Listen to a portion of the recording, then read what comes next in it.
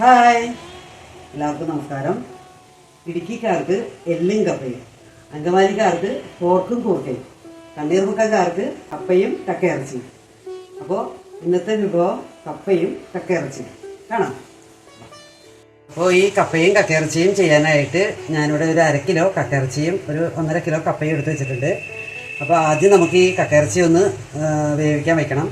അതിനായിട്ട് ഇതിലേക്ക് ഒരു 1.5 ടേബിൾ സ്പൂൺ ഇഞ്ചി ചെറുതായിട്ട് നുറുക്കിയത്, പിന്നെ അതിലേക്ക് കുറച്ച് തേങ്ങ വേണം, പിന്നെ കുറച്ച് മഞ്ഞൾപ്പൊടി, ഒരു 3/4 ടീസ്പൂൺ മഞ്ഞൾപ്പൊടി, അല്പം ഉപ്പ്, ഒരു 1/2 ടീസ്പൂൺ കുരുമുളക് പൊടി, കുറച്ച് കറിവേപ്പില. ഇത്രയും സാധനങ്ങൾ ഒരല്പം വെള്ളം ഒഴിച്ച് നമുക്കൊന്ന് വേവിക്കാൻ വയ്ക്കാം. കക്കയിറച്ചി വേകുമ്പോൾ കുറച്ച് വെള്ളം ഇറങ്ങും അതിൽ നിന്ന്, അതുകൊണ്ട് നമുക്ക് കുറച്ച് വെള്ളം ഒഴിച്ചാൽ മതി. വേവിച്ച് ഇതിൻ്റെ വെള്ളം പറ്റിച്ചെടുക്കാം. അപ്പോൾ ഇതിവിടെ ഇരുന്ന് വേകട്ടെ. അപ്പോഴേക്ക് നമുക്ക് കപ്പ വേവിക്കാൻ വയ്ക്കാം. ഒരു 1.5 കിലോ കപ്പയാണ്. ഇത് നമുക്ക് ആദ്യം ഒന്ന് തിളപ്പിച്ച് ഊറ്റി ഈ വെള്ളം കളയണം. അതിന് ശേഷം നമുക്ക് രണ്ടാമത് ഒന്നുകൂടി വേവിക്കാൻ വയ്ക്കണം. കൈപ്പുള്ള കപ്പയാണെങ്കിൽ നമ്മൾ രാവിലെയാണ് ഉണ്ടാക്കുന്നതെങ്കിൽ തലേദിവസം രാത്രി ഇതുപോലെ കൊത്തിയരിഞ്ഞ് വെള്ളത്തിലിട്ട് വെക്കണം. രാവിലെ എടുത്ത് ഇതുപോലെ തിളപ്പിച്ച് ഊറ്റിയിട്ട് വേണം അത് ചെയ്യാനായിട്ട് കേട്ടോ. കപ്പ ഞാനിവിടെ വേവിക്കാൻ വെച്ചിട്ടുണ്ട്. കക്കയിറച്ചി നമ്മൾ ഇടയ്ക്കൊക്കെ ഒന്ന് ഇളക്കിയിട്ട് കൊടുക്കണം കേട്ടോ.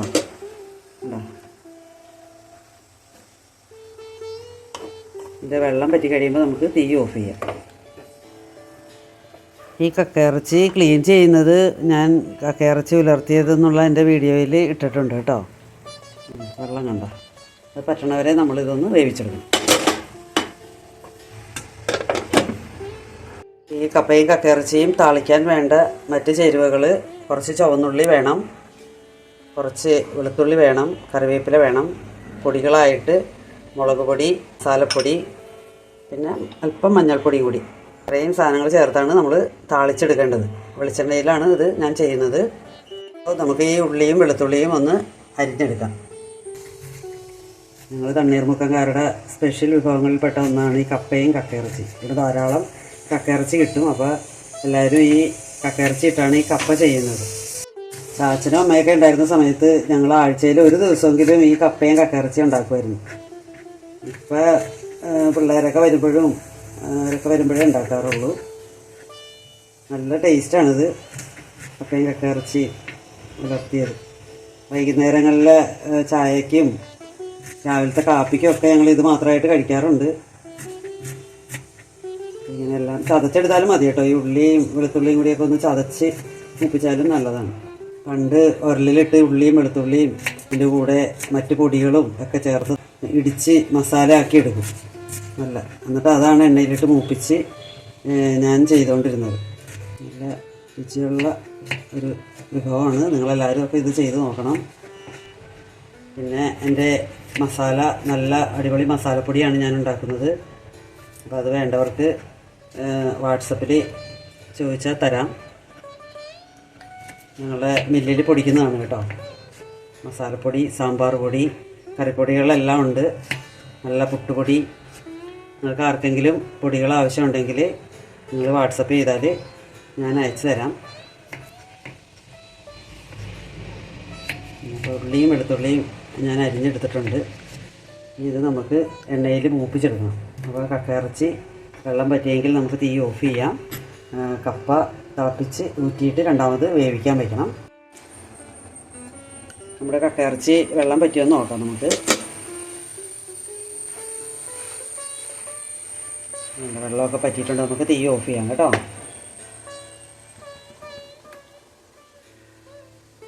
കപ്പ തിളച്ചിട്ടില്ല. കപ്പ തിളച്ച് കഴിയുമ്പോൾ നമുക്ക് ആ വെള്ളം മാറ്റിയിട്ട് വേറെ വെള്ളം ഒഴിച്ച് ഒന്നുകൂടി വേവിച്ചെടുക്കാം. ഇത് കണ്ടോ, ഞങ്ങളുടെ വീട്ടുമുറ്റത്ത് ഉണ്ടായ താമര.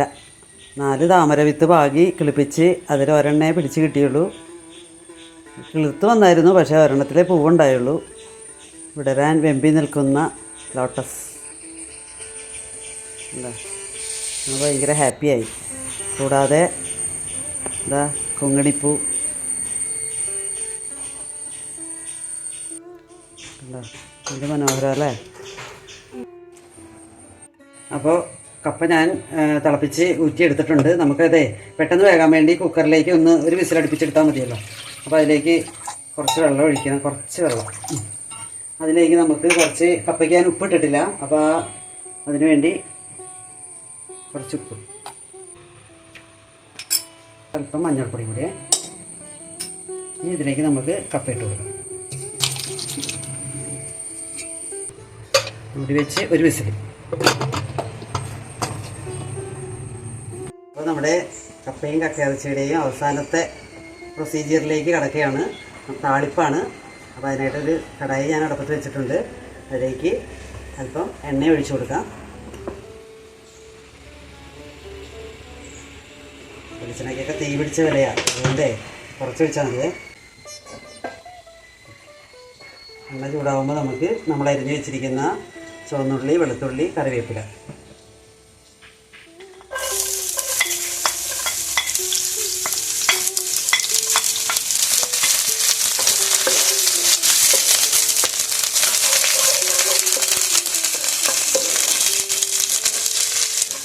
പെട്ടെന്ന് ചെയ്യാൻ പറ്റുന്ന ഒരു റെസിപ്പിയാണ് കേട്ടോ ഇത്. കക്കയിറച്ചിയും കപ്പയും സെപ്പറേറ്റ് വേവിച്ചെടുത്ത് ഇതുപോലെ അങ്ങ് താളിച്ചെടുത്താൽ മതി. എൻ്റെ ചാനൽ നിങ്ങളെല്ലാവരും ഒന്ന് സബ്സ്ക്രൈബ് ചെയ്യണം കേട്ടോ. എന്നിട്ട് ഓളെന്നുള്ള ഓപ്ഷനും കൂടി ഒന്ന് പ്രസ് ചെയ്ത് കൊടുക്കണേ. നമ്മുടെ ഉള്ളിയും വെളുത്തുള്ളിയും മൂത്തിട്ടുണ്ട്. നമുക്ക് പൊടികൾ ചേർത്ത് കൊടുക്കാം. ഒരു 1/4 ടീസ്പൂൺ മഞ്ഞൾപ്പൊടി, എരിവിനാവശ്യമായ മുളക് പൊടി ഒരു 2 ടീസ്പൂൺ ചേർക്കാം. പിന്നെ മസാലപ്പൊടിയാണ്, അതൊരു 1.5 ടീസ്പൂൺ, അത്രയും മതി.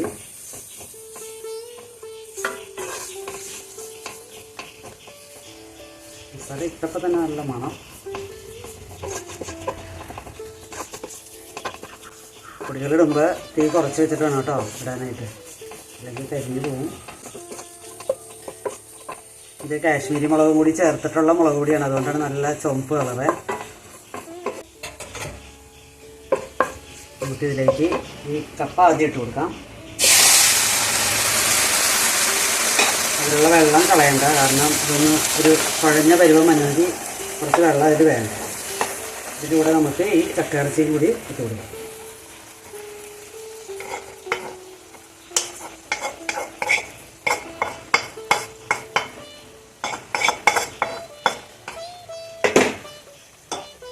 ഇതെല്ലാം കൂടി നമുക്കൊന്ന് കുഴച്ചെടുക്കാം.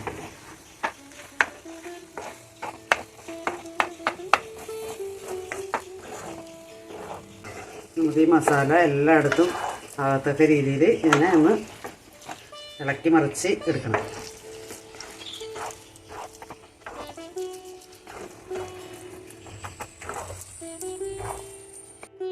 അങ്ങനെ നമ്മുടെ കപ്പയും കക്കയിറച്ചിയും റെഡി ആയിട്ടുണ്ട്. നമുക്കിതിൻ്റെ ഉപ്പ് നോക്കാം.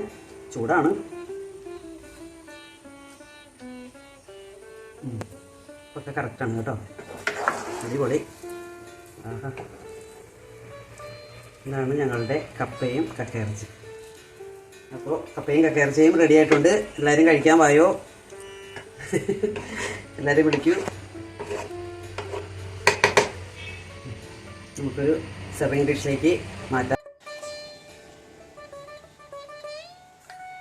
ഇതാ നമ്മുടെ കപ്പയും കക്കയിറച്ചിയും നമുക്കൊന്ന് ടേസ്റ്റ് ചെയ്ത് നോക്കാം.